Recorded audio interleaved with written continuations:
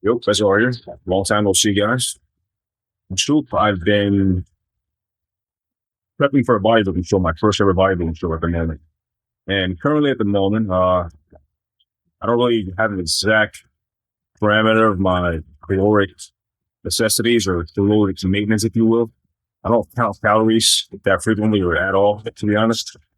And by not counting calories, I mean that I don't count them specifically, the exact number, the trajectory, the exact number. I couldn't give you a simple baseline of it. But what I do is I do measure things, I do weight things down. And so it is a form of calorie accountment, if that's even a word, caloric counting. We'll call it caloric accounting, but the exact number, I don't fixate on that. As far as cardio is concerned, I kept cardio very, very moderately light. And in fact, I shortened cardio roughly 10, 20, 30, 40.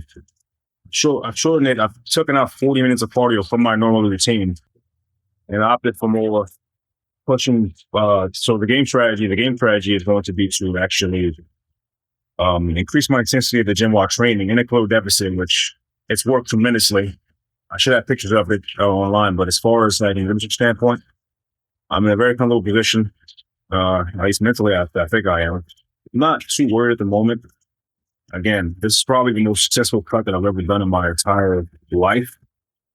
I have cut in the past, but it's it's been very, very terrible. Yo, currently 8 weeks out. I don't have any hunger signals at the moment. Go strong at the gym. Still pretty great. I'd say the main problem people have with cutting in general is that they fixate on the end result, or they have a certain, I guess you can say, they call it a goal weight.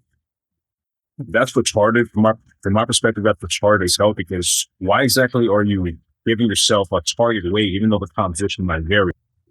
This is why throughout this entire caloric deficit that I had, I didn't call it a caloric deficit, or I didn't call it cutting. The nutritional cutting implies, if you're following nutritional cutting models, they have a set number of calories they're counting. And then when I get to that set number of calories, regardless of what's going on, they go through a TDE calculator website. In the process of doing so, they either overestimate the amount of calories they're going to take in, or they underestimate the amount of calories they take in. Remember, these TDE calculators are very, very inaccurate.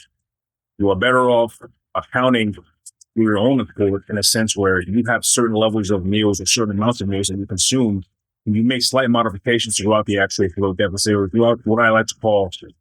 Kevin Richardson has a great explanation for this, or a great label for this. It calls it decompression, in which you don't plan to cut in 3 months. You stretch it out over the course of a year even, which makes the actual rate of it a lot slower, but it's more sustainable and a lot more favorable to your bodily composition and your overall, we say, hormone levels. You're not destroying your body to the point where people associate low body fat percentages with the negative, they associate the negative effects of a low caloric deficit with a low body fat percentage. No, you're not suffering from hunger signals and all these pains that your body's giving to you, indicating that you're starving. No, this is from your overall diet model being unsustainable. You have to select an actual method that is not kamikaze suicide at all.